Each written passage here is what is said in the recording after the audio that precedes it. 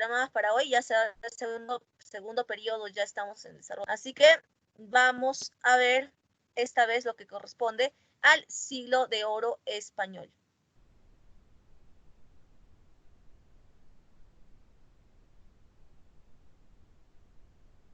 Listo.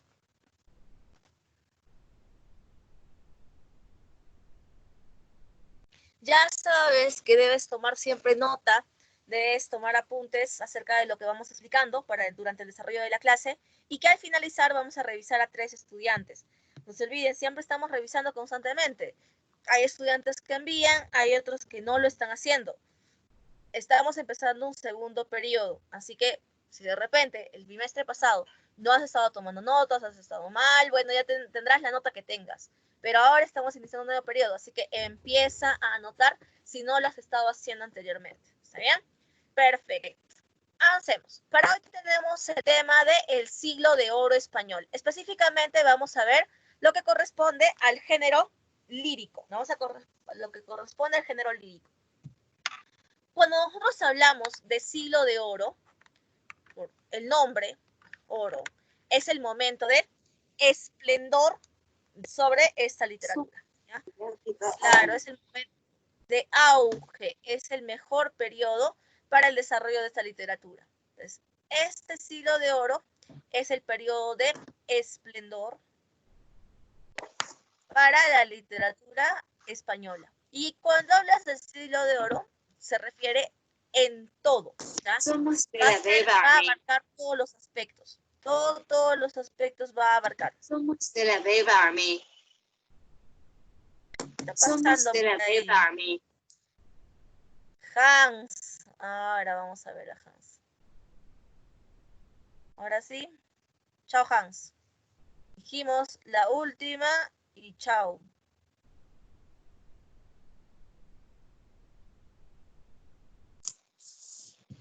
No, misita.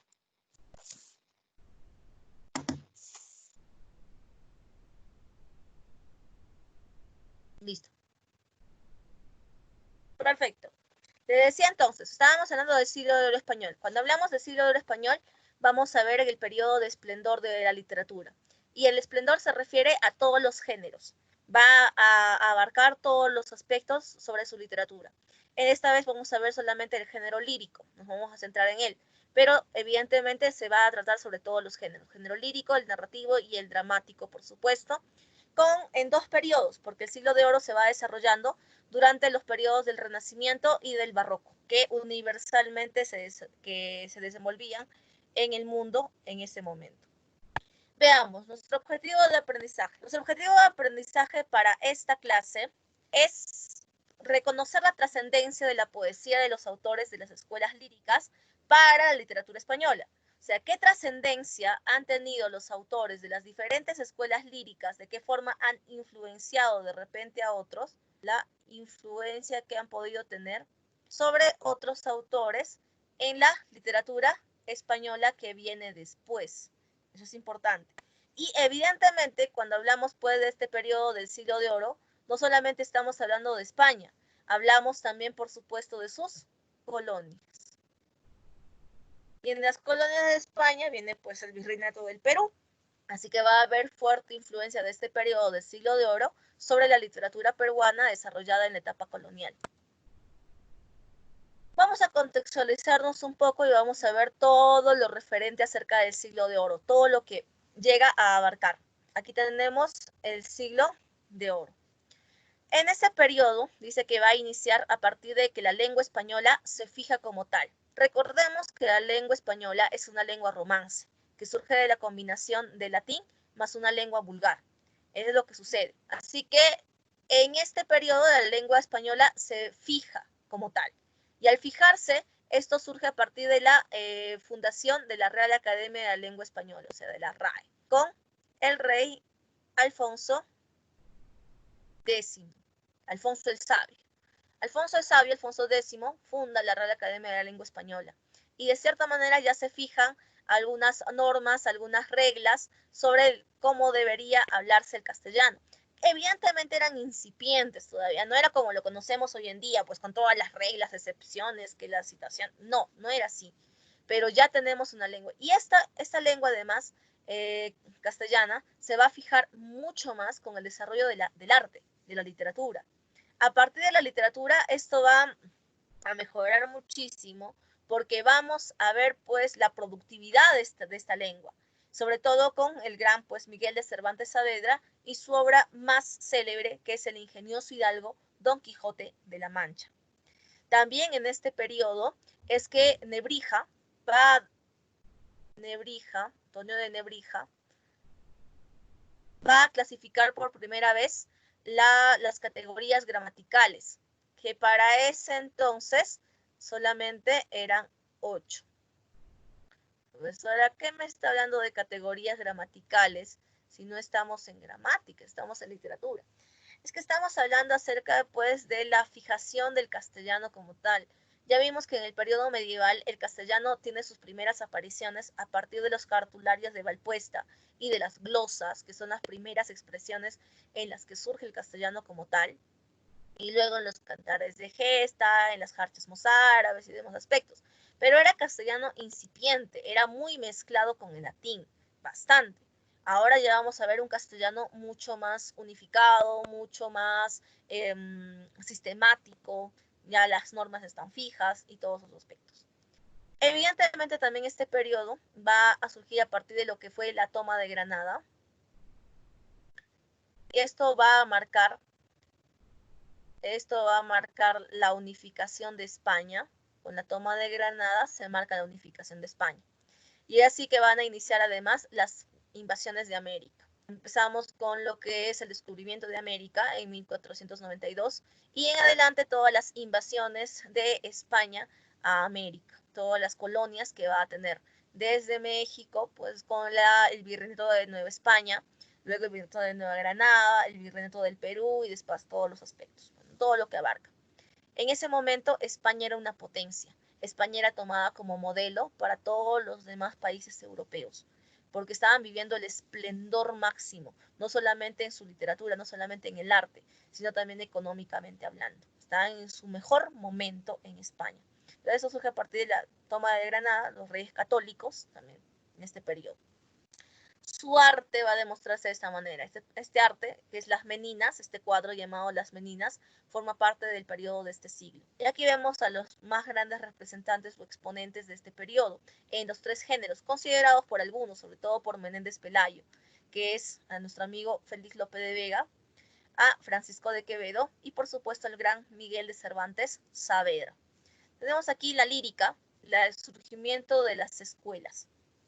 La lírica tiene periodos distintos que se han desarrollado, que ahorita lo vamos a ver más a profundidad, pero lo más conocido de la lírica es las escuelas que se desarrollaron en este periodo, tales como la escuela italiana, o también conocida como la escuela petrarquista, la escuela salmantina, que deriva su nombre de la Universidad de Salamanca, la escuela sevillana, la escuela culterana y la escuela conceptista, que como sabemos, estas dos escuelas líricas son opuestas totalmente, no solamente en las ideas o en las características del desarrollo de la escuela como tal, sino también en sus autores, que pues tienen una rivalidad acérrima. En la narrativa vamos a ver el surgimiento de la novela, pero de una novela que es totalmente propia española, que viene a ser la novela picaresca. Si recordamos un poquito del medievalismo, dijimos que el surgimiento de la novela es a partir de la novela pastoril, que luego a la novela bizantina, luego pasa a la novela de caballería y finalmente a la novela picaresca, que nace precisamente en España, que propone un personaje que ya no es el héroe, sino que es el llamado antihéroe, el antihéroe. Y esto surge en España, con evidentemente Lazarillo de Tormes, que es de carácter anónimo, pero que no es la única novela picaresca de este periodo. En este periodo se va a cultivar muchas novelas picarescas más, Y de igual manera, ya pues con el afianzamiento de la novela en sí, de la gran novela, que deja atrás la novela de caballería, con pues Miguel de Cervantes Saavedra. La novela de caballería, como el Amadís de Gaula, que lo vimos un poquito en La Maliz de Gaula, pero dejamos atrás eso y nos centramos en una novela moderna, donde el lenguaje va a tomar protagonismo, el castellano en su máxima expresión, y eso gracias al ingenioso hidalgo Don Quijote de la Mancha. El teatro va a tener diferentes manifestaciones en este periodo. Sus primeras formas de manifestación van a ser a partir de Félix Lope de Vega. Recordemos que el teatro hizo su aparición en España, o en la lengua española, a partir de, de que se encuentra el auto sacramental llamado El Auto de los Reyes. No se refiere al carro, sino a la obra teatral religiosa llamada El Auto de los Reyes, que era una obra teatral corta, bastante corta, de 124 versos aproximadamente nada más. Estaba incompleta y era anónima. Y fue la primera obra teatral que se encuentra en castellano. Y por eso, bueno, la relevancia que tuvo. Pero más tarde aparece nuestro amigo Félix Lope de Vega y le va a dar más importancia, mayor relevancia a toda esta literatura. Aquí vamos a observar pues, que Lope de Vega es el creador del drama. Es el creador del drama. Lo que para ese entonces denominábamos la nueva comedia española. Para esa época era considerado o era conocido no como drama, sino como nueva comedia española. Es distinto. Bueno, desde el punto de vista formal, inicial de la concepción de Lope de Vega, pero después viene a ser el drama, al fin y al cabo. Luego utilizó de Molina, bueno, con su Comida de Piedra, y termina este periodo, todo el periodo del Siglo de Oro, decae y termina un gran cierre con Pedro Calderón de la Barca, con La vida es sueño.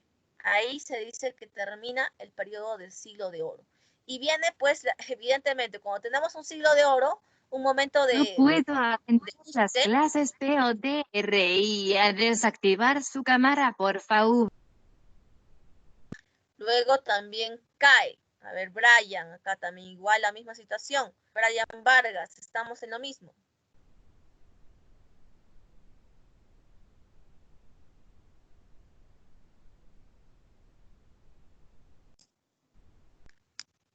Listo. Te decía entonces, como tenemos un periodo de esplendor, evidentemente también va a haber un periodo de decadencia. También existe un periodo de decadencia. Están los dos elementos. Está el momento de esplendor de esa literatura y está también el momento de la decadencia. A ver, me están hablando por el chat, a ver qué cosas están diciendo ahora. A mí no soy yo, dice Brian, pero ahí decía tu nombre, pues Brian, lo siento mucho, decía tu nombre. Ya, ahí decía tu nombre. Ahorita vamos a ver eso, Marco, precisamente.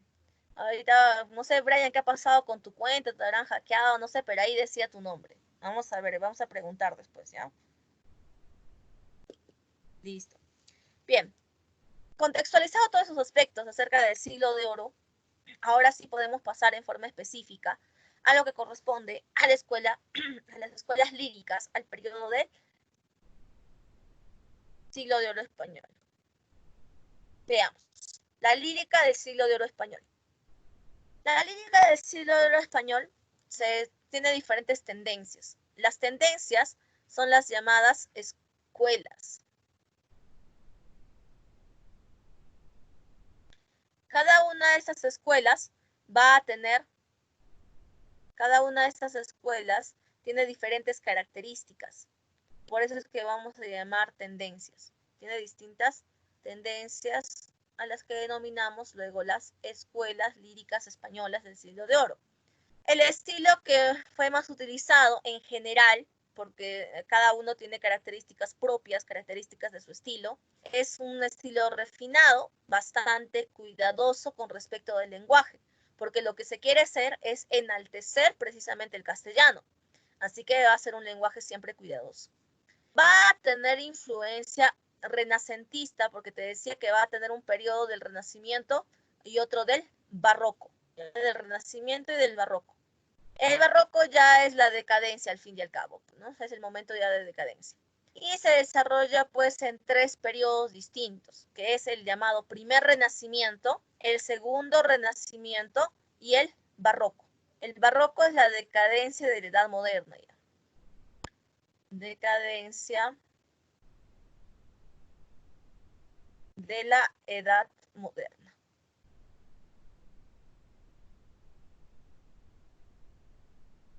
De la decadencia de la edad moderna. Aquí en el primer renacimiento va a haber influencia directa totalmente del humanismo. ¿Y dónde surge el humanismo precisamente? En Florencia. ¿Quién es considerado el padre del humanismo? ¿Quién es considerado el padre del humanismo?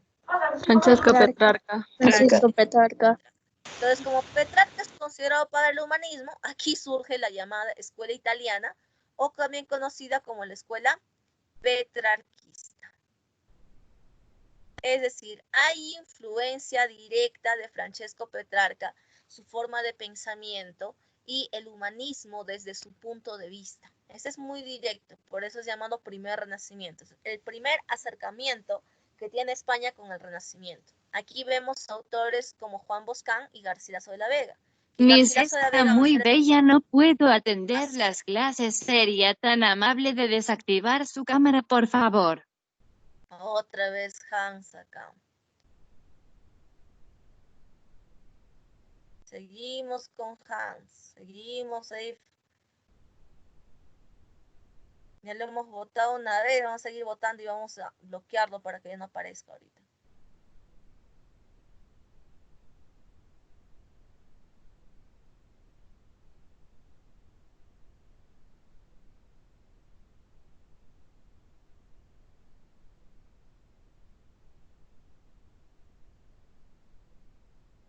A ver, un ratito chicos, por favor, me permiten para evitar ese tipo de inconvenientes.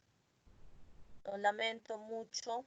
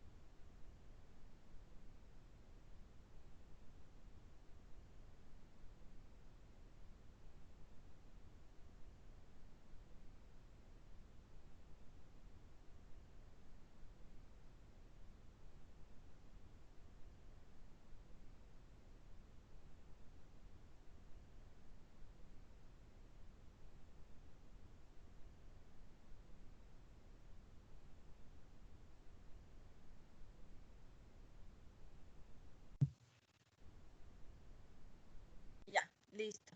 Perdón chicos, lo siento por esa interrupción enorme. De resolver ese tipo de problemas e inconvenientes. ¿Ya? Lamento mucho. Continuamos. Estábamos hablando acerca de la escuela italiana. Decíamos que esto tiene una influencia directa. Es el primer acercamiento que tiene España con el Renacimiento y con el humanismo. Así que va a ser una referencia y una imitación básicamente del estilo de Francesco Petrarca. Va a utilizar bastante la referencia a la literatura grecolatina, que es lo que más va a representar este periodo. Aquí va a ser Garcilaso de la Vega, que es uno de sus máximos exponentes, precisamente por ello denominado el Petrarca español. El segundo renacimiento y es un renacimiento más propio, ya que ya no va a tomar mucho la referencia de otros autores o de repente imitar estilos, sino ya va a decantar una forma de expresión original, propia. Y aquí vamos a ver la escuela sevillana. Además que este periodo está marcado por el acercamiento de España a la religiosidad. En este momento, España se acerca mucho a la religión. ¿Qué sucede? En el resto del mundo estaba pues el protestantismo. Así que España tiene terror, el horror de caer en ello. Y por eso es que se acercan mucho a la religión católica. Y va a ser una forma de expresión un poquito más solemne, pero eso va a desarrollar una literatura más original. Aquí vamos a ver la escuela sevillana con Fernando de Herrera, la poesía mística, que es poco difundida, pero también tiene desarrollo en este periodo, que fue defendida por San Juan de la Cruz, que precisamente a él debe su nombre más tarde en Hispanoamérica, Sor Juana Inés de la Cruz, y por supuesto la única escuela salmantina, en la que se desarrolla el único Fray Luis de León. Fray Luis de León es uno de los máximos exponentes de la literatura del siglo de oro español.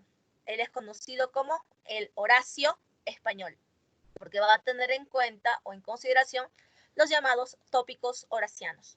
El último periodo, el periodo ya se decía de decadencia, que es el periodo último, ya el último suspiro de la literatura del siglo de oro español, se va a dar con el barroco. Aquí vamos a ver dos escuelas totalmente opuestas, totalmente contrarias, que es la escuela culterana, que fue desarrollada en su máxima expresión por Luis de Góngora y Argot, y bueno, también tuvo como representante a Pedro Soto de Rojas, y la escuela conceptista, que llega pues a lo mejor de su desarrollo con Francisco de Quevedo, y también pues vamos a ver acá a Luis Vélez de Guevara con el Diablo Cojuelo. ¿Ya? Diablo Cojuelo, ¿eh? Cuidado, no está escuchando otra cosa. Vamos a ver entonces el primer renacimiento de este periodo. Vamos a adentrarnos más y más en forma específica a cada uno de los periodos y por supuesto de los autores de este momento. En el primer renacimiento solamente vamos a ver una escuela, que es la escuela italiana o petrarquista. Evidentemente aquí el modelo es el estilo de Petrarca. El estilo de Petrarca. Entonces tenemos que recordar cómo escribía Francesco Petrarca. Porque si no recordamos cómo escribía Francesco Petrarca, entonces no podemos hablar de la escuela italiana petrarquista, para nada. En el caso de Petrarca, recordemos que perteneció al Trecento italiano. Él tuvo influencia, él fue influenciado por el llamado Dolce Stil Nuovo, ¿cierto? El Dolce Stil Nuovo. El dulce estilo nuevo fue influencia de Petrarca, que básicamente lo que proponía era la divinización de la mujer, el culto de la mujer celestial, divina, inalcanzable, y la idealización del amor. Esa era básicamente su forma de vida.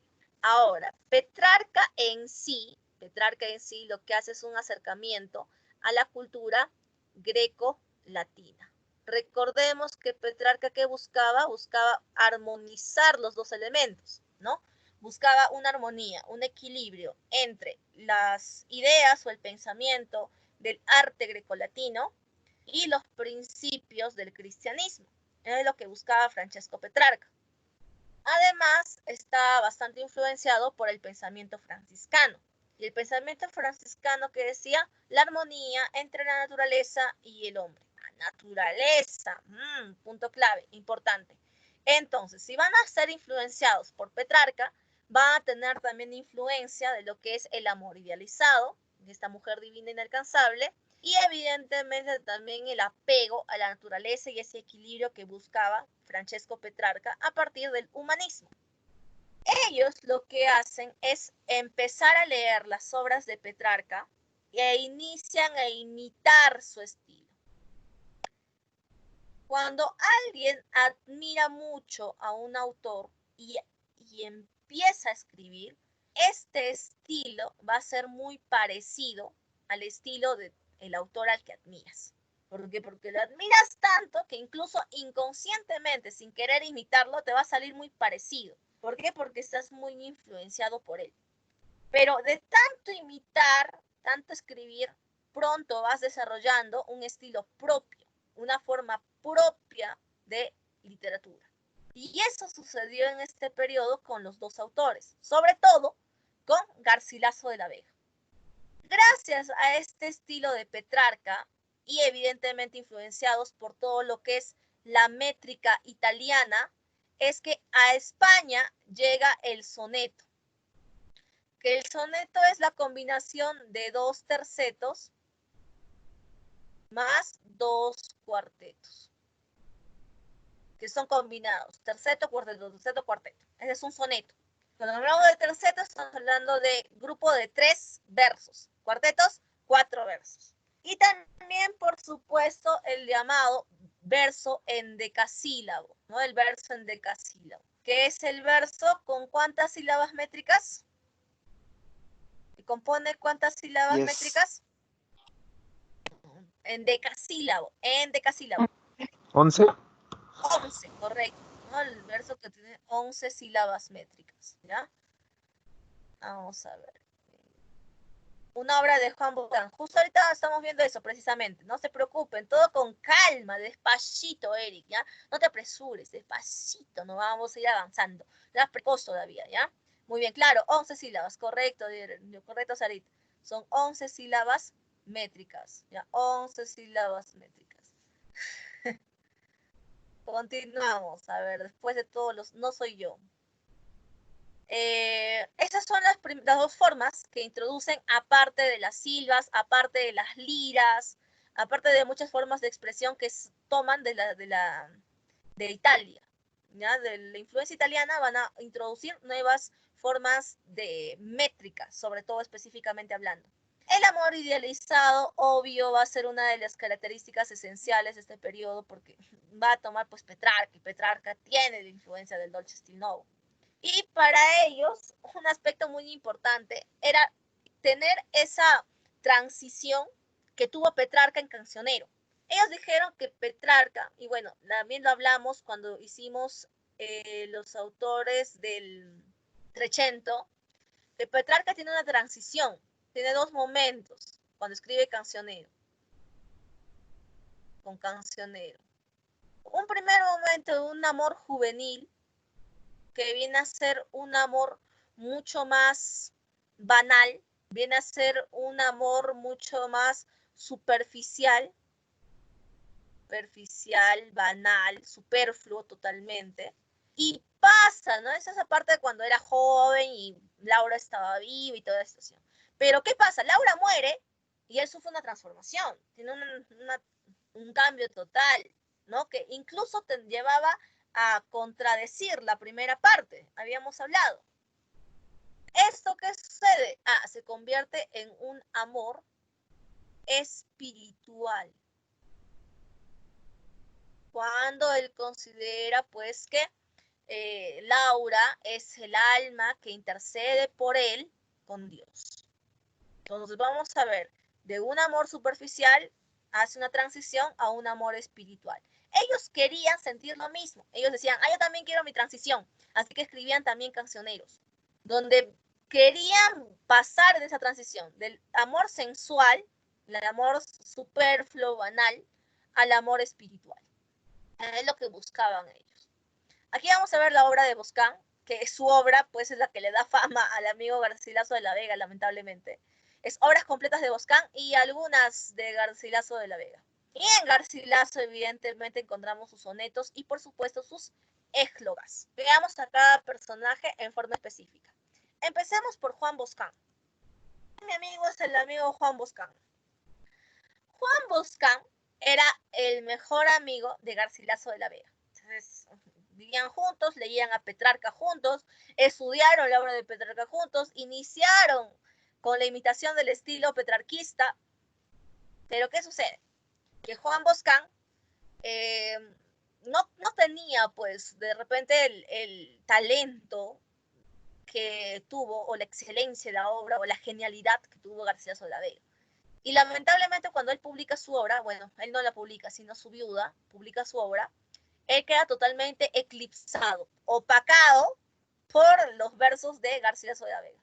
Y sin querer, al publicar la obra de Boscán, es a Garcilaso al que se da fama. Así son todavía los amigos. Te quitan protagonismo. Así son siempre. Él, bueno, Nació en Barcelona en 1487. Perteneció a una familia noble, puesto que también era parte de la corte del rey Carlos I, y que era una familia noble. Lo mismo que Garcilaso, porque Garcilaso también compartía esto en la corte del rey Carlos I. Ambos eran caballeros del séquito de este rey. Y él va a ser conocido sobre todo porque no es la única obra que escribe, la que te menciono, sino es una recopilación. Él escribe en total, se le atribuyen un total de 21 obras, que para ese entonces estas obras, para ser publicadas, debían tener un permiso del rey, permiso real. Se le otorgó el permiso real, se publican sus obras, pero nunca trascendieron, nunca importaron. Y muchos autores ni siquiera las estudiaron, así que lamentablemente no trascendieron. Y si no trascendieron, no se conservaron, lamentablemente. Sin embargo, él sí tiene talento, o sea, no es que significa no haya sido nada o simplemente haya sido un vehículo para llevar el talento de Garcilaso, para nada. Él tuvo talento, pero no tanto como Garcilaso, ¿no? Siempre quedó eclipsado, lamentablemente fue nombrado como el número 2. Él introduce, de acuerdo a la métrica de Italia que estábamos hablando, que son la influencia que viene de Petrarca, vamos a ver el endecasílabo, también escribió a través de 11 sílabas métricas, las estrofas como la octava rima, que a partir de esta época empiezan a escribirse, el terceto, que de 3 en 3, como nuestro amigo Dante Alighieri en la Divina Comedia escribe en tercetos, y el soneto, porque te decía que era la combinación de tercetos, 2 tercetos y 2 cuartetos. Cuartetos. 2. ¿Qué más? Forma parte de la escuela petrarquista junto con Garcilaso de la Vega. Tradujo él dentro de las obras que, bueno, se conservaron o de alguna manera se trascendieron. Fue la traducción que él hizo al español de la obra El cortesano de Baltasar de Castiglione, que fue una obra muy importante que tuvo relevancia en este periodo del siglo de oro. Además, fue un amigo muy cercano pues, a Garcilaso, y junto a él es el que inicia sus estudios con Petrarca, y es más, es idea suya la de imitar el estilo de Petrarca. Ambos admiraban muchísimo a Petrarca, pero inician con esto. Su obra poética fue publicada póstumamente por su esposa. Su viuda es la que publica su obra. Cuando él fallece, su esposa decide, como para rendirle tributo, para rendirle un homenaje a su marido que había muerto, entonces ella decide publicar su obra bajo el título de Obras completas de Juan Boscán y algunas de Garcilaso. Así, de esa manera es publicada la obra, porque entre los manuscritos que encuentra de su esposo, de todos ellos, encuentra también algunas hojas con poemas, sonetos y églogas de Garcilaso de la Vega. En total, este libro se compone de 4 partes. Las 3 primeras partes que están dirigidas a la obra de Juan Boscán, y el último libro, la última parte, es toda la obra de Garcilaso de la Vega. Sin querer, la esposa hace conocido a Garcilaso. A mí que era su intención, a mí que era el otro. Y fue opacado por el estilo de Garcilaso de la Vega. Triste su vida. Veamos ahora lo que es la obra de Garcilaso de la Vega en sí, el gran Garcilaso. Ojo, no debemos confundir a Garcilaso de la Vega con el Inca Garcilaso de la Vega, que no son la misma persona, que suele tener ese error común, pero no son la misma persona. Profesora, ¿y qué pasó? Entonces, ¿qué sucedió con él? ¿Por qué se llaman parecido? ¿Por qué son iguales a su papá? No es su papá, es su tío, en realidad, ¿ya? Es su tío. El tío, toda la vida con el tío. Ay, ay, ay, con razón, pero la influencia del tío. Él es el tío de Garcilaso de la Vega, en realidad. Recordemos que Gómez Suárez de Figueroa, que es el Inca Garcilaso de la Vega, es un nombre que le otorga su padre. Su padre también era Garcilaso de la Vega, pero le da un nombre para que supuestamente sea alguien en España y tenga influencias. Y pues más tarde el Inca toma el nombre de su padre y se hace llamar Inca Garcilaso de la Vega, de esa manera. Recordemos además que Garcilaso de la Vega descendía de una larga lista de de poetas, donde también figura como ancestro suyo el único Jorge Manrique. También. Entonces tenían una línea de poetas de todos ellos. Bueno, vamos a hablar de Garcilaso. Él nació en Toledo entre los años de 1498 y 1503. ¿Cómo, profesor? No se sabe, entre todos esos años se demoró su mamá en tener a su hijo. No, pues. Sino que no se sabe a ciencia cierta cuáles esos 2 años es el año en que nació. Algunos incluso mencionan que pudo haber nacido en 1491. Pero dicen, nada que ver. Y lo más probable según los estudios que se han hecho, es que haya nacido en 1503. Porque esa es una referencia a que él muere a los 33 años. Así que necesariamente con el año de su muerte coincide esto en 1503. Así que es lo más probable sobre el año de su nacimiento en Toledo. En 1520, a la corta edad de 17 años, ya empieza a servir al rey Carlos I. Empieza a formar parte de su séquito de caballeros. En ese entonces, los reyes, era muy común que tengan un séquito, las reinas de mujeres y los reyes de varones, que los seguían a todos lados para entretenerlos. Su función era esa, entretener al rey, hacerle compañía, nada más. El rey es tan forever alone que no tenía amigos. Entonces lo que tenía que tener era su séquito de damas, las reinas, y su séquito de caballeros, el rey. Esta gente que acompañaba al rey evidentemente no era cualquier tipo de persona, no era que, yo voy a acompañar al rey, quiero acompañar al rey, punto, no. Era gente muy bien educada, era gente siempre de familias nobles y eran muy virtuosos en distintos aspectos. En el caso de Garcilaso, por ejemplo, Garcilaso no solamente escribía poesía, él además tocaba la cítara, él tocaba también, más aparte de tocar la cítara, también recitaba poemas, sabía un montón de cosas para la diversión del rey. Fue educado en muchas cosas, retórica también, y también sabía escribir. Un hombre muy bien educado para poder distraer al rey. En 1525, él se casa con una dama de la corte del rey llamada Elena de Zúñiga. Ella se convierte en su esposa y era dama también igual del séquito de la esposa de Carlos I. Entonces, desde ese momento, Garcilaso la Vega deja de estar al mando, deja de estar bajo la supervisión del rey Carlos I y se pone bajo la supervisión de la reina. Pero todavía seguía dentro del séquito de caballeros de Carlos I. O sea, solamente recibía órdenes de la reina, sin embargo. Existen en su vida distintas damas que inspiraron su amor. Su esposa no es una de ellas, ¿ya? Lamentablemente, así son, las esposas no son la otra toda la vida, la otra. Así son, siempre. Entonces, su esposa no fue inspiración, básicamente. Antes de Elena de Zúñiga, es más, Garcilaso de la Vega estuvo con una joven de la corte con la que tuvo un hijo. Y este hijo recién va a ser reconocido más adelante, e incluso le deja parte de su herencia en el momento de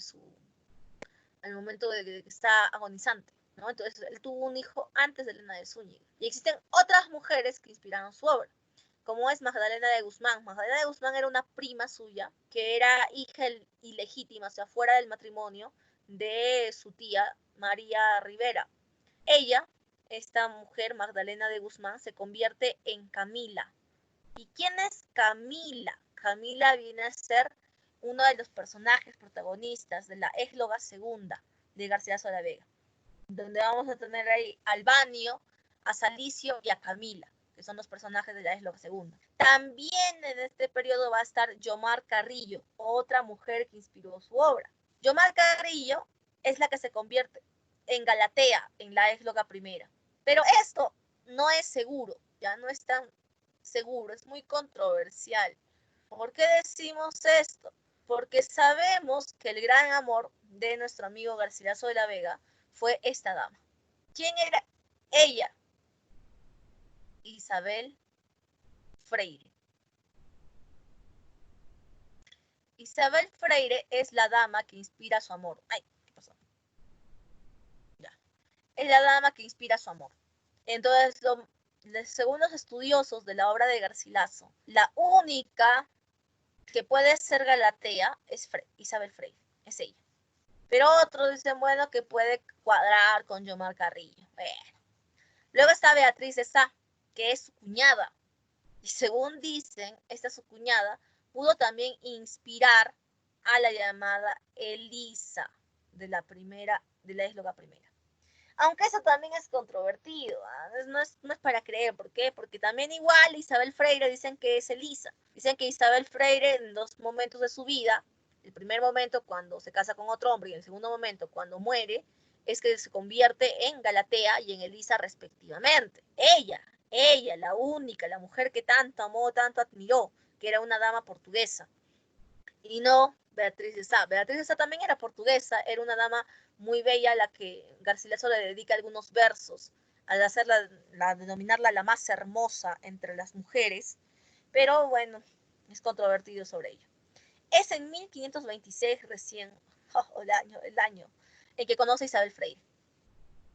Ella se convierte en el motivo esencial de su poesía, se convierte en su Laura de Noves, ¿ya? Él que dice, él quería tanto a su esposa que no quería gastarla. Claro, Alexander, obvio. O sea, quiere tanto a su esposa que no quería hacerla conocida y por eso nunca hablaba de ella. Obvio. ¿Ya? Entonces, Isabel Freire es todo para él. Ella se convierte en su Laura. Ella se convierte en el móvil para que pueda tener esa transición del amor sensual al amor espiritual. Lamentablemente, él, con un altercado que tiene con el rey Carlos I, cuando asiste al matrimonio de uno de sus sobrinos, que era un matrimonio que no había sido consensuado, no había sido aprobado por el rey Carlos I, es que es exiliado de la corte y lo llevan a una isla del Danubio. Allí lo deja exiliado. Pero no pues que es uno de los favoritos del rey, no tarda en regresar a la corte. Regresa a la corte y cuando regresa en un enfrentamiento contra los franceses, 20 franceses que estaban resistiendo, y en una cacería del rey Carlos I, él va a enfrentarlos, recibe una pedrada en la cabeza y así herido, agoniza 3 días.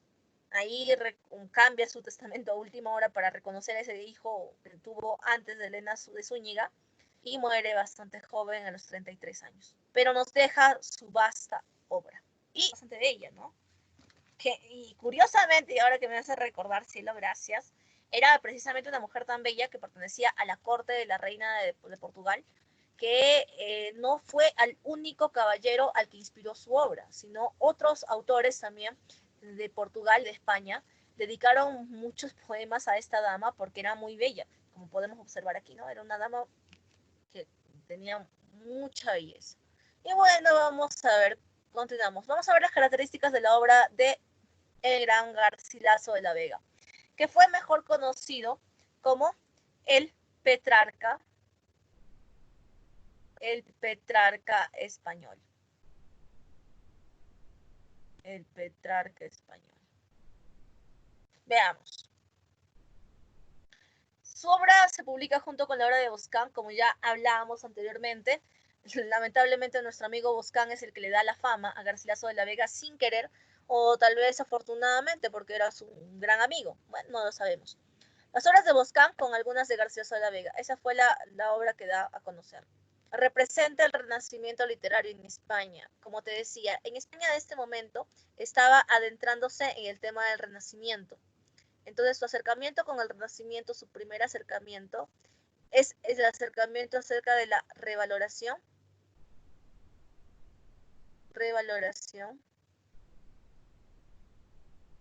de la cultura grecolatina. Cuando hablamos de cultura grecolatina, estamos hablando en forma específica del arte. ¿Ya? También tuvo influencia, evidentemente, de su filosofía, pero sobre todo ese acercamiento al arte grecolatino. Él compone un total de 40 sonetos, no es 4 grados, es 40 sonetos y 3 églogas. Las 3 églogas son las que algunos conocemos. La primera égloga como Salicio Nemoroso, la segunda égloga que la conocen como Albanio, Salicio y Camila, y la última égloga como Tirreno y Alcino. Son las 3 églogas que han trascendido en nuestros días y las que se consideran más importantes. Aquí vamos a representar el dilema que él tiene, lo que quiere representar, ese recorrido que quiere mostrar, ¿no? De ese transcurso, no, de esa fase, esa transposición del amor pues simple, un amor carnal, sensual, a un amor más espiritual. Y por eso es la lucha constante del autor entre la pasión y la razón. La pasión representada por ese amor juvenil, esa primera forma de expresión amorosa, y la razón representada por ese amor espiritual. Ahí vamos a ver los elementos. Aquí vamos a ver que él recurre al paisaje natural no como el escenario de sus amores, sino recurre al al paisaje natural como el correlato de sus sentimientos. O sea, vamos a ver que el paisaje es lo que acompaña su relato, no es un simple escenario, ya no solamente es el escenario, porque recordemos que todos ellos hacen una revaloración de la cultura grecolatina, y en los latinos encontramos al gran Horacio. Y con Horacio surgen los denominados tópicos horacianos, entre ellos el Carpe Diem, el Beatus Ille y el Locus Amoenus. El Locus Amoenus es el que más va a acercarse a la obra de Garcilaso de la Vega y que de alguna manera él desarrolló. ¿Por qué? Porque vamos a ver cómo es el acercamiento natural, el lugar propicio para el amor. Y su lugar propicio, ¿cuál es? La naturaleza. Es la naturaleza.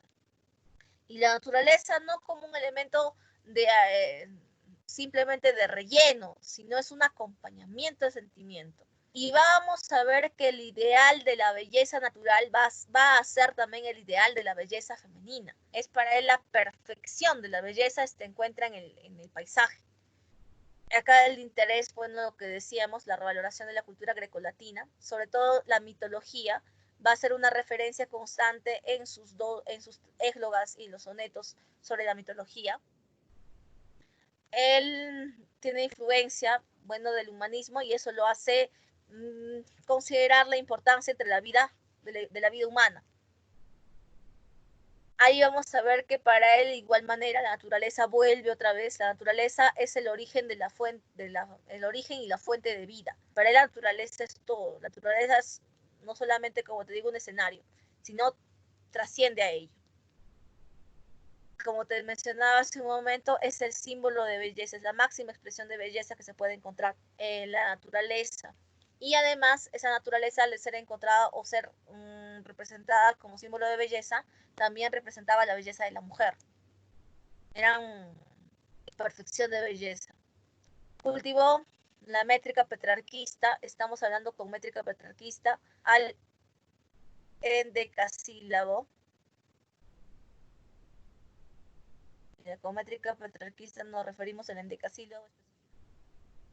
Él lo que hace es recrear los paisajes bucólicos, pastoriles. Bucólico se refiere a la naturaleza del campo, del amor de los pastores, que no necesariamente tienen que ser pastores de oficio. Generalmente para ese tipo de personas, que eran personas aristocráticas, personas nobles, lo que hacían no era representar pastores reales. Ellos lo que hacían era representar aristócratas disfrazados de pastores.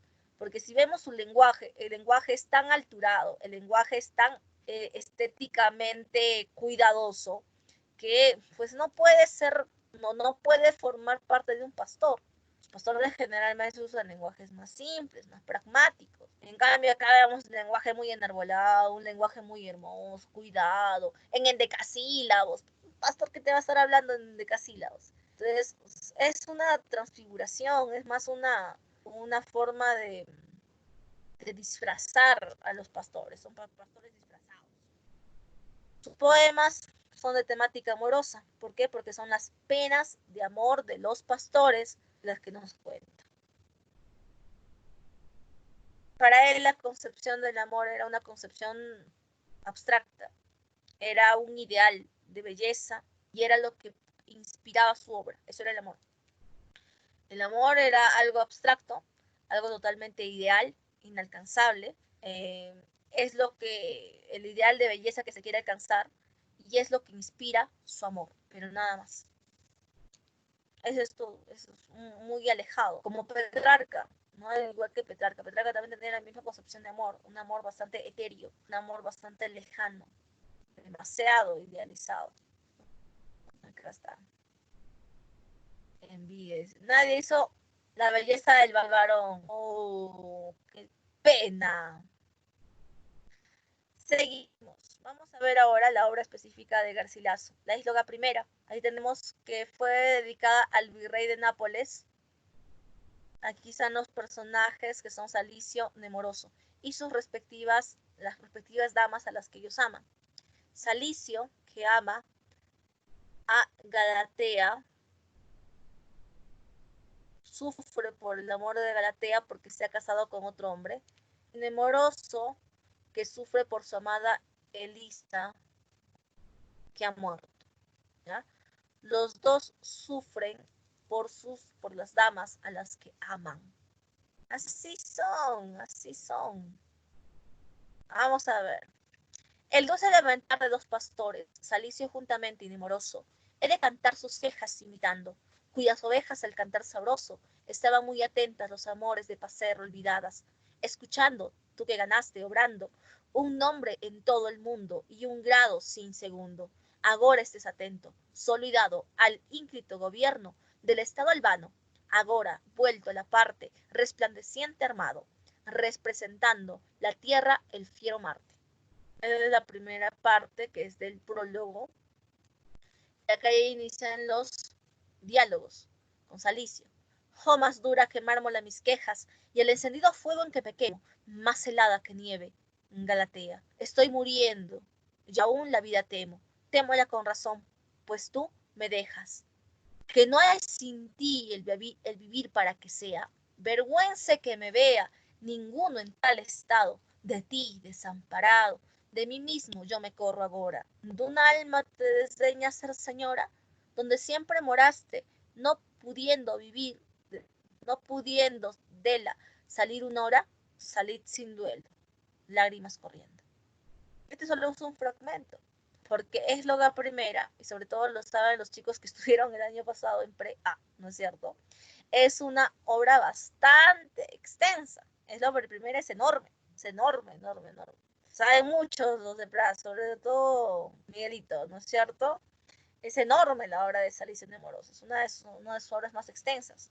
Luego vamos a ver aquí la Ísloga Segunda, donde los personajes son Albanio y Salicio, y acá aparece la amada Camila, que viene a ser su sobrina, pues que era monjita. Aquí está Albanio, dice: en medio del invierno está templada el agua, dulce de esta clara fuente, y en el verano más que nieve helada. Oh, claras ondas, como veo presente, enviándoos la memoria de aquel día, de que el alma temblar y arder se siente. En vuestra claridad bien mi alegría, escurecerse toda en mi enturbiarse. Cuando os cobré, perdí mi compañía. ¿A quién pudiera igual tormento darse, que con lo que descansa otro afligido, venga mi corazón a atormentarse? Salicio. Cuán bienaventurado aquel puede llamarse, que con la dulce soledad se abraza y vive descuidado de lejos y de empacharse en lo que al alma impide y embaraza. No ve la llena plaza, ni la soberbia puerta de los grandes señores, ni los aduladores a quien la hambre de favor despierta. No le será forzoso rogar, fingir, temer y estar quejoso.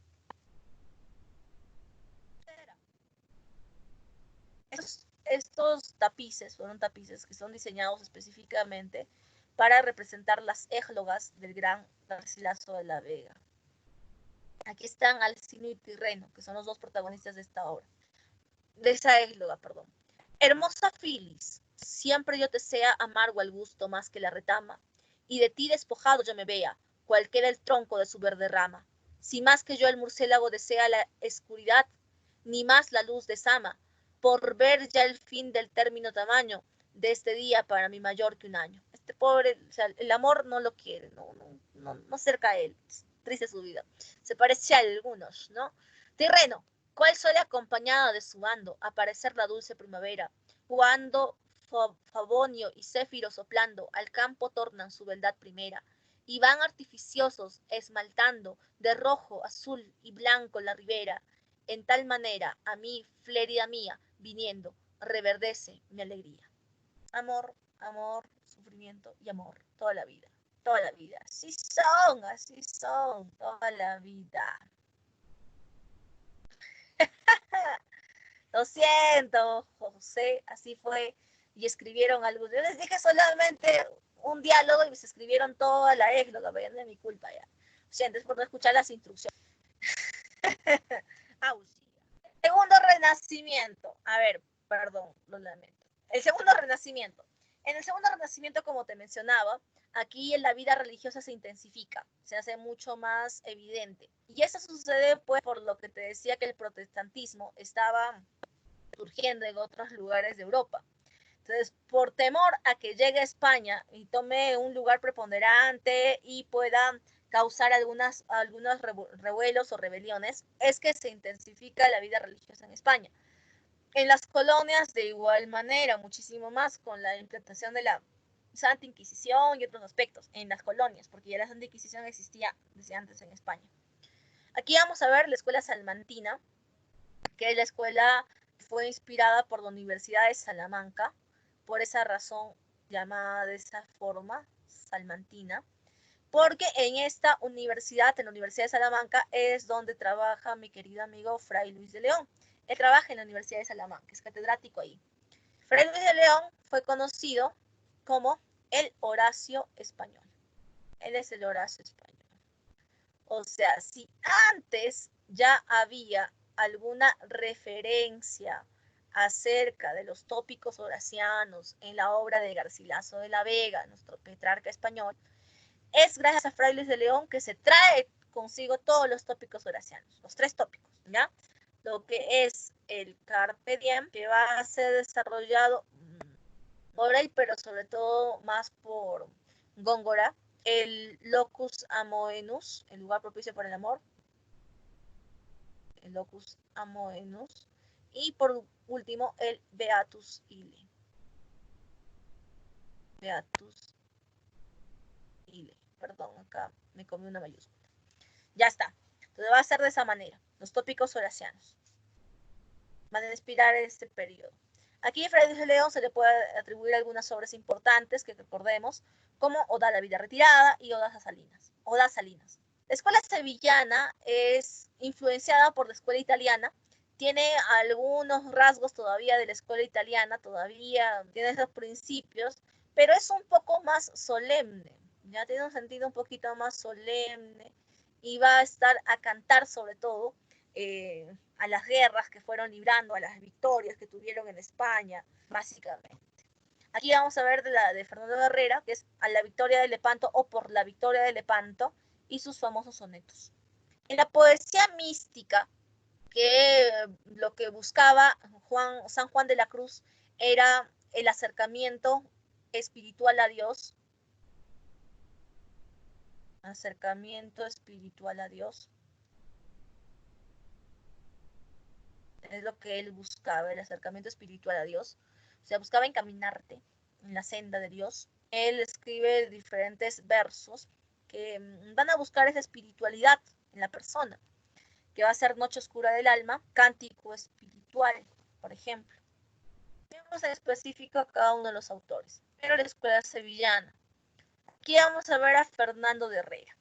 Él fue conocido como el Divino, ¿ya? Divine. Él es el divino, ¿ya? El divino. Sí, la perfecta casada también. Vamos a ver en un momento, no te preocupes. No te apresures, Eri, despacito. Ya te he dicho despacito, no, vamos a ver alguna de sus obras ahí, no, son generalidades. Luego vamos a ver en forma específica y vamos a ver más obras todavía, ¿ya? Aquí, él fue conocido como el divino, te decía. Él lo que hace es profundiza, como te decía, todavía tiene influencia de la literatura italiana, de la escuela italiana petrarquista, así que lo que va a hacer es profundizar en este tipo de poesía, pero ya no de Petrarca, ya no va a tomar el modelo Petrarca, sino va a tomar como modelo ¿a quién? Al Petrarca español, que es Garcilaso de la Vega. Perfecciona la forma del verso a través de lo que es el endecasílabo. Él además va a investigar acerca de un poco sobre gramática y aplicada a la poesía, porque él ingenió una ortografía que se ajusta al sonido de las palabras y la puntuación especial para señalar las pausas. Esto de acuerdo a lo que hablamos, a la locución. Cuando nosotros hablamos, tú te das cuenta que tenemos ciertas pausas para poder decir las cosas. Estamos hablando y de pronto tenemos una pausa. ¿Para qué es eso? Esas pausas no vienen por gusto. Esas pausas son representadas cuando escribimos con los signos de puntuación. Y se da cuenta de eso. Dice, hacemos pausas cuando hablamos. Si hacemos las pausas, tenemos que representarlas de alguna manera. ¿Y cómo las representamos? Con signos de puntuación ponemos coma, punto y coma y todo lo demás. A él se le ocurrió, a él echarle la culpa, él tuvo la culpa, a él se le ocurrió eso, ¿ya? Eso de acuerdo a la elocución que en ese entonces. Y eso lo va a aplicar bastante a la métrica, evidentemente, lo va a aplicar a la métrica de la poesía. Escribe un amplio cancionero petrarquista. Ya te dije que buscaban cuando escribían cancioneros. Hacer esa transición espiritual. Eso buscaba. Así que él también busca eso, busca lo mismo. Sí, por esa razón escribe un cancionero petrarquista. Y no pasa solamente por dos estados, sino pasa por 3 estados distintos. El primero es la revelación amorosa, donde hay un elogio cortesano, galante, a la belleza de su amada, que va, la mujer que ama, que es Leonor. Ya Leonor es su musa. Claro, tienes que tener una musa si está tratando de imitar la escuela italiana. Leonor es tu musa. Aquí es más la alabanza, pues lo que decía, superficial, al amor de Leonor, toda la situación. El amor cortés, por decirlo así. Aquí es el estadio fugaz de la relación humana, o sea, se vuelve humanista en ese momento. Y aquí vamos a ver cómo ya cambia. El poeta ya va a tener rasgos de nostalgia, de tristeza, ya no le canta tanto a la amada, sino canta el sentimiento que tiene en ese momento. ¿Y por qué tiene ese sentimiento? Es que Leonor muere. Entonces tiene ese sentimiento. Claro, tiene que morir, pues si no muere, no hay la transición. Pues. Tiene que morir. Tiene que morir, ya sabes, ya. Si no muere, no hay la transición. A tu ex ya sabes, ya. Si no, no hay la transición. No hay. Es que tu cabeza tiene que estar muerta, ya sabes, ya. Y pues la muerte de Leonor es el fin de Cancionero. Invita, como se llama, con composiciones del deceso, de la muerte. Y es pues su transición que quiere lograr. Evidentemente él también canta muchísimo porque él participa en las diferentes guerras, sobre todo en la guerra de Lepanto, en la batalla de Lepanto, donde participa también Miguel de Cervantes Saavedra, al que debe precisamente su apelativo de El Manco de Lepanto, y escribe pues lo que es relación de la guerra de Chipre, suceso de la batalla naval de Lepanto. Escribe también la obra denominada Sonetos. Y por supuesto la más conocida, la más difundida, a la victoria de Lepanto o por la victoria de Lepanto, que aquí la tenemos precisamente. Cantemos al Señor, que en la llanura venció del ancho mar al trace fiero. Tú, Dios de las batallas, tú eres diestra, salud y gloria nuestra. Tú rompiste las fuerzas y la dura frente del faraón, feroz guerrero. Sus encogidos príncipes cubrieron los abismos del mar y descendieron, cual piedra en lo profundo, tu ira luego. Los tragó como arista saca el fuego. El soberbio tirano, confiado en el grande aparato de sus naves, que de los nuestros la cerviz cautiva y las manos aviva al ministerio injusto de su estado. Derribó con los brazos suyos graves los cedros más excelsos de la cima, y el árbol que más yerto se sublima, bebiendo ajenas aguas y atrevido, pisando el bando nuestro defendido. Guerra. Bélico. Luego está la escuela salmantina, que es considerada una de las escuelas más eruditas de este periodo. Aquí evidentemente encontramos al genio de Fray Luis de León. Sí, lo amo, es cierto. Mi papi, mi riqui, mi churro, mi rey. Fray Luis de León para mí es un genio. ¿Ya? De todos ellos lo prefiero más. Es el genio para mí de su literatura. Aquí vamos a ver a Fray Luis de León. Fray Luis de León era sacerdote, como puedes ver, era sacerdote, pertenecía a la orden de los agustinos españoles. Él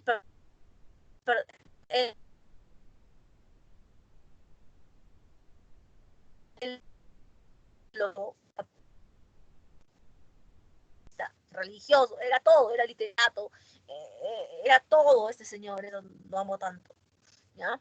Él dominaba lenguas vivas y lenguas muertas, hablaba latín, hablaba hebreo antiguo, hablaba castellano, hablaba italiano, todo, perfecto. Los temas morales son los temas que usualmente lo van a traer, pero sobre todo los ascéticos, o sea, el desprendimiento de las cosas, el desprendimiento de todo lo terrenal. Va a estar entonces de alguna manera pues influenciado también por el pensamiento franciscano, porque recordamos que Francisco plantea también el ascetismo, ¿no? El desprendimiento de todo lo terrenal para la búsqueda espiritual. Entonces él quería deshacerse de todo lo espiritual y apartarse del mundo. Creo que era un misántropo, ¿ya? Quería apartarse del mundo, de todos, de todo lo irrelevante, decía él, y para alcanzar pues la espiritualidad, y en ello la senda de Dios y la paz, sobre todo el conocimiento. Él decía que la senda de Dios se va a alcanzar a través del conocimiento, eso decía de la verdad, esa era su verdad. Su devoción cristiana se combina con el culto a la belleza, pero sobre todo al culto al conocimiento que él tenía. O sea, él era una persona que alababa a Dios, era una persona que creía en Dios, pero que buscaba el conocimiento en todas las formas de expresión, hasta donde le alcanzaba. Tiene el culto de belleza a la naturaleza, ¿ya? Y la búsqueda de la serenidad, buscaba la serenidad, la paz interior.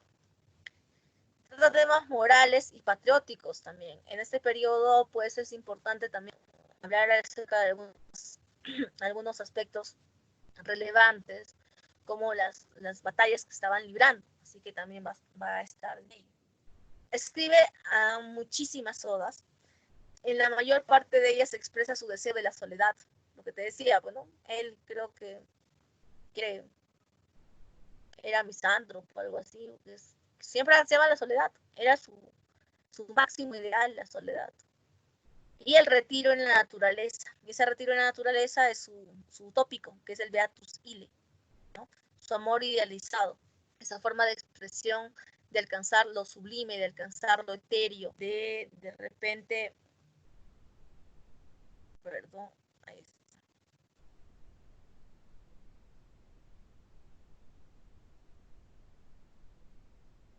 Perdón, un ratito, hubo un inconveniente. Ahora, ya, de alcanzar pues la serenidad que tanto ansiaba. Eso es lo que va a buscar a través de este tópico horaciano.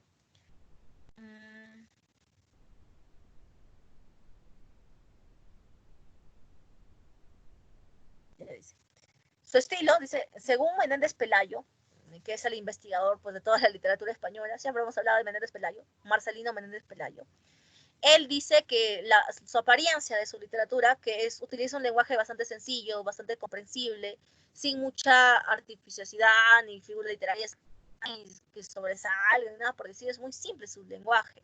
Él utiliza, dice, aparentemente un estilo sobrio y austero, pero en realidad lo que hace es reflejar el sofrocine. Esta parte del sofrocine viene a ser el equilibrio griego. ¿Qué equilibrio griego? Entre forma y contenido. Recuerdan que los griegos, una de sus características era la perfección literaria. ¿Por qué? Porque alcanzaban ese equilibrio, el equilibrio entre forma y contenido. Y según Menéndez Pelayo, ese estilo tan sobrio, tan simple, austero, no humilde, era básicamente la representación de Sofocine, que es el equilibrio griego de la perfección literaria. Él escribió en liras garcilacianas. Garcilaso rescató la forma de expresión de la lira, de Italia evidentemente, que se componía de 7 sílabas métricas estamos hablando, ya, heptasílabos, endecasílabos, heptasílabo, heptasílabo, endecasílabo. Esta es la forma, un quinteto que tiene esta manera, y es la llamada lira. Y esta lira es la preferida de Fray Luis de León. Si tú escuchas a Fray Luis de León y tienes que contarse el número de versos, número de sílabas métricas en sus versos, entonces tú debes saber ya que él escribe en liras. Y si él escribe en liras, entonces va a escribir de esta manera: 7, 11, 7, 7, 11. Es su forma de escribir, ya su métrica utilizada o preferida. Él simboliza la tensión que existe entre el manierismo. Recordemos que el manierismo es como una transición de la literatura del Renacimiento al Barroco. El Barroco es el último periodo, ya es la última etapa, pero el manierismo es como se atraviesa ese momento. Y Fray Luis de León pues, representa básicamente esa transición, ese manierismo. Aquí dentro de sus obras observaremos, mira, acá están las obras completas de Fray Luis de León, donde podemos observar, mira, el Cantar de los Cantares. ¿Qué cosa es esto? La obra por la cual nuestro querido amigo Fray Luis de León fue encarcelado por 5 años en Valladolid. ¿Cómo así? El Cantar de los Cantares es un pasaje bíblico que Fray Luis de León lo que hace es traducirlo de la Vulgata, que es la Biblia en hebreo antiguo, la Vulgata, Biblia en hebreo antiguo, la traduce a castellano,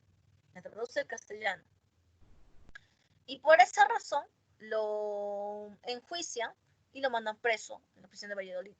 Ahí él está feliz, pues, está alejado de todo el mundo. Y ahí empieza a escribir alguna de sus obras. Ahí escribe Los Nombres de Cristo, escribe La Perfecta Casada, que va dirigida a su sobrina, que estaba próxima a casarse, y le dice cómo debe comportarse una buena esposa. Para su época, evidentemente, ¿no? Le dice que debe ser obediente, que no debe salir de casa, que debe obedecer en todo al marido, que debe atenderlo bien. Para su época, como te digo. Bueno. Y también, pues, encontramos su obra máxima, que es Oda a la Vida Retirada, que también la escribe durante este encierro. Las obras de Fray Luis de León, él no las publica en vida, jamás publica ninguna de sus obras. Todas sus obras llegan a nosotros gracias a las publicaciones que se dieron por Francisco de Quevedo. Francisco de Quevedo es el que publica las obras de Fray Luis de León. Es él quien publica sus obras. Y como te decía, por solamente traducir eso, el Cantar de los Cantares lo meten preso. ¿Qué de malo tenía el Cantar de los Cantares? Era algo terrible, ¿no? Simplemente que el Cantar de los Cantares nos habla acerca de los amores, de la pasión de Salomón, no por Dios, sino por una mujer. Entonces nos habla de un amor carnal. Y para la época, pues, fue considerado casi pornográfico, ¿no? Y por eso lo meten preso. Pero en realidad fueron por las envidias de otras órdenes.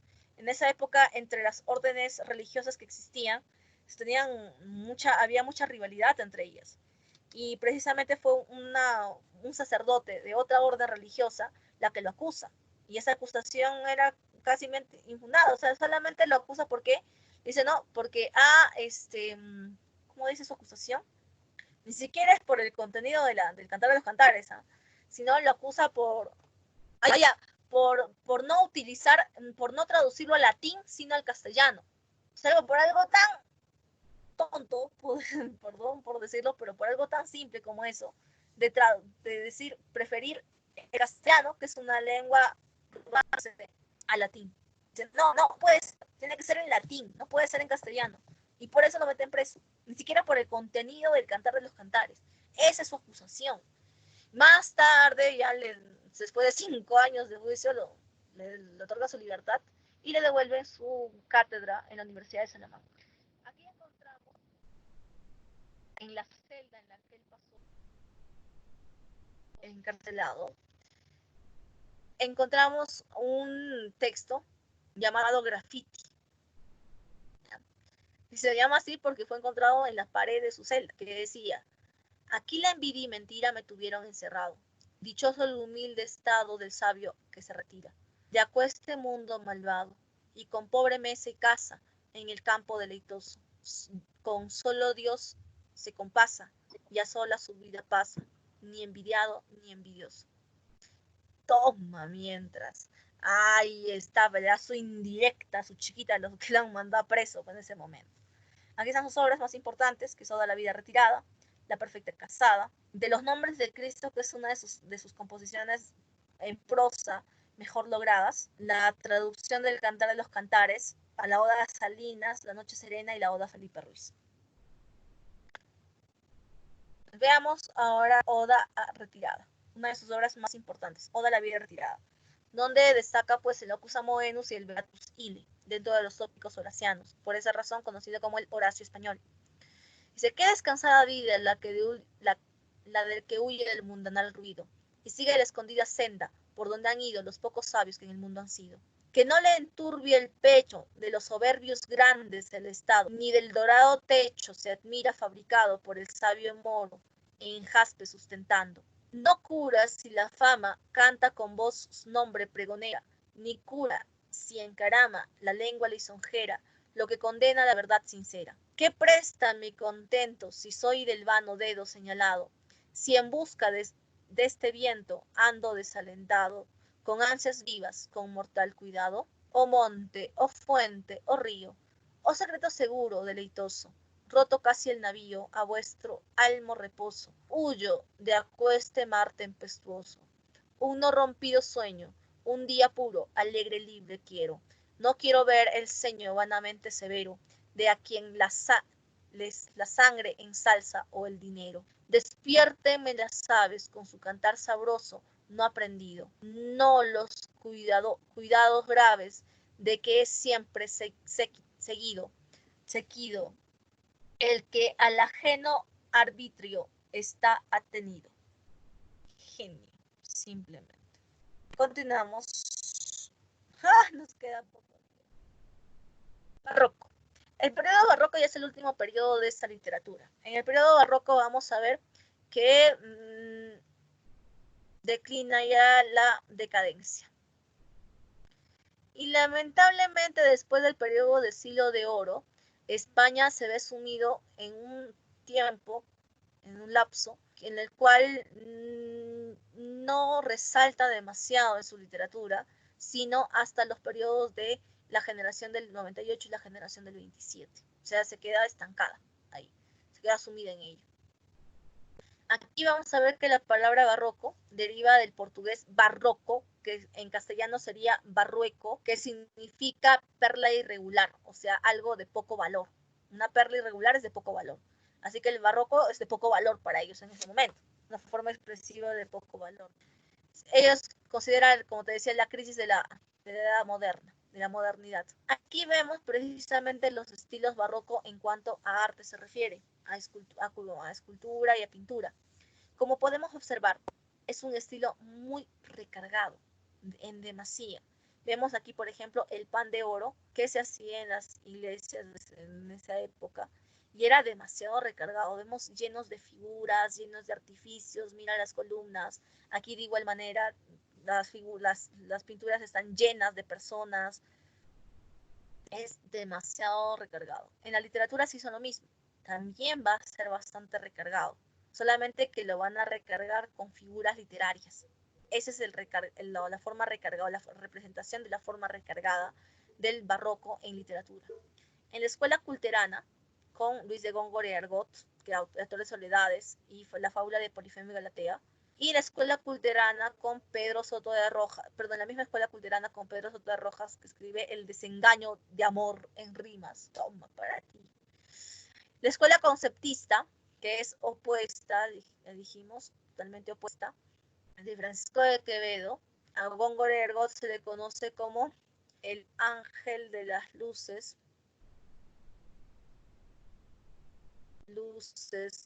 príncipe de las tinieblas. De las tinieblas. Y en el caso de Francisco de Quevedo es conocido como el Juvenal español.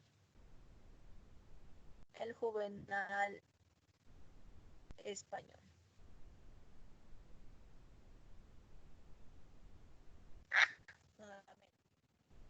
Quevedo con el Parnaso español, que es la obra en la que se recopila todos sus escritos, que fue publicada póstumamente, y Las Tres Musas también, que es una obra publicada póstumamente por su sobrino. Aquí también está Juan Vélez de Guevara, que es autor del Diablo Cojuelo. Veamos la escuela culterana. Ahí está Luis de Góngora y Arbot. Él nace en Córdoba el 11 de julio de 1561. Su obra, la obra considerada culterana, fue motivo de culto para muchos autores que vinieron después. Él es considerado el papi de muchos, ¿ya? Incluyendo aquí en el Perú a Juan de Espinosa Medrano, escribida por los críticos don Luis de Góngora y Arbot, ¿no? Entonces, él es motivo de culto, toda su obra es motivo de culto y de exegesis, o sea, de interpretación, durante siglos y siglos y siglos, pero no específicamente la primera parte de su obra, sino la segunda, por la cual lo llaman príncipe de las tinieblas precisamente. Esa segunda parte va a ser culto de muchas personas, incluso considerándolo como la primera forma de expresión simbolista. Los simbolistas, ¿recuerdas los poetas malditos? Así, a ese punto lo van a llevar la segunda parte de su poesía. Vamos a ver. Él lo que hace es intensificar los elementos sensoriales, y esto a partir de las figuras literarias. Estamos en el periodo del barroco, así que va a haber un uso y abuso de las figuras literarias. Sobre todo, pues, en lo que es la forma. La escuela culterana se preocupa mucho por la forma. Y aquí cuando hablamos de forma es el preciosismo, pues así como igual está sobrecargado, así también va a estar sobrecargado de figuras literarias esta literatura. Mucha artificiosidad formal, ¿ves cómo te digo? Metáforas constantes, adjetivización, pero sobre todo el uso del hiperbatón forzado, efectos rítmicos musicales del lenguaje. La principal característica de Luis de Góngora y Arbot es el hiperbatón forzado. Hiperbatón hay en todo momento, vemos desorden de las palabras. Y eso es lo que básicamente oscurece su obra en su segundo momento, porque no se entiende bien, utiliza palabras tan complicadas, utiliza referencias mitológicas que uno dice, oye, ¿y esto por qué está acá? Y encima el desorden que tiene, casi no es incomprensible. Dicen, oye, eso debe ser un símbolo. Sí, debe ser un símbolo. Y por eso le ponen príncipe de las tinieblas. Según los estudios de Menéndez Pelayo, otra vez el amigo Menéndez Pelayo que está en todas, él es el que lo llama Ángel de las Luces, Príncipe de las Tinieblas, porque divide su obra en estos dos momentos, en el Príncipe de las Luces o Ángel de las Luces, el primer momento, donde su obra es clara, es entendible, donde utiliza formas de expresión cotidianas, simples, como son las letrillas, que tienen inspiración popular cotidiana, y el uso de los romances, que después escribió romances moriscos, o sea, que derivan de las jarchas y de los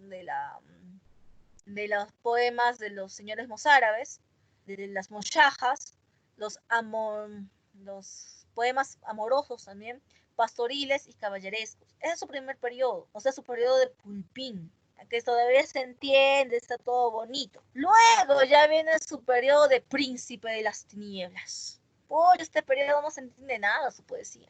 ¿Por qué? Porque es muy artificiosa, demasiado, en demasía. Este periodo inicia con la obra Oda a la toma de Larache. En esa época inicia en 1610. En 1610. Inicia su periodo de Ángel, Príncipe de las Tinieblas. Eso se va a ver bastante con estilo cultista, que, o sea, quiere parecer muy culto, pues, cultista, tiene oscuridad estilística, y la oscuridad estilística se da por el uso excesivo de las figuras literarias, lo que opaca el contenido, como en la fábula Polifemio y Galatea. Sobre todo se nota esto en Soledades, que es su obra máxima, sobre todo está en Soledades, que inicialmente él pensó hacerla en 3 partes, pero solo terminó una, y el panegírico al duque de Lerma. Aquí vamos a ver que en 1609, en esta época, inicia su controvertida relación con Quevedo. En 1609 se encuentra con Quevedo. Se encuentra con el amigo Quevedo, y como él también había escrito letrillas inicialmente, ¿qué hace? Acusa a Quevedo de haberle plagiado las letrillas. Tú me has plagiado, le dice. Tú no escribes formalmente, tú me has plagiado, tú me has copiado mi estilo. Y lo acusa así. Y ahí empieza su enemistad, su odio acérrimo uno contra otro. Que recordemos que Francisco de Quevedo lo atacaba en forma directa, decía, ¿no? Untaré tus obras con tocino, gongorilla, perro de los ingenios de Castilla, le decía así. A una nariz también le dedica narizón a mi amigo Góngora Ergot, pero no le responde. Pero es por esa razón es que inicia su enemistad entre estos dos señores. Aparte que, bueno, Góngora era una persona demasiado soberbia, en demasía. Él no aceptaba críticas de nadie sobre su obra. Él decía, el único fiscal de mi obra soy yo. O sea, él solamente quería que la crítica venga de él nada más. O sea, él nada más podía criticar su obra, nadie más. Es por eso que él considera que esta obra fue una inicial y por eso cambia totalmente aquí en Soledades. Es un cambio demasiado radical. Cuando ustedes lean su obra es muy radical el cambio que presenta de ese momento. Además que pues él utiliza el tópico horaciano, ahí, ¿dónde estás? El tópico horaciano del Carpe Diem. Él estudió en la Universidad de Salamanca, hizo los votos iniciales, o sea, para ser sacerdote, y a pesar de ser una persona que pertenecía al clérigo, era una persona que era llevada mucho a las costumbres populares, iba de fiesta en fiesta, paraba siempre en este tipo de cosas que le encantaban, y eso lo sabemos por Francisco de Quevedo, quien es el que lo describe de pies a cabeza en sus obras. Sabemos mucho de él, ¿no? Él utilizaba mucho el carpe diem, vive el momento, a pesar de ser clérigo. Aquí tenemos Soledades.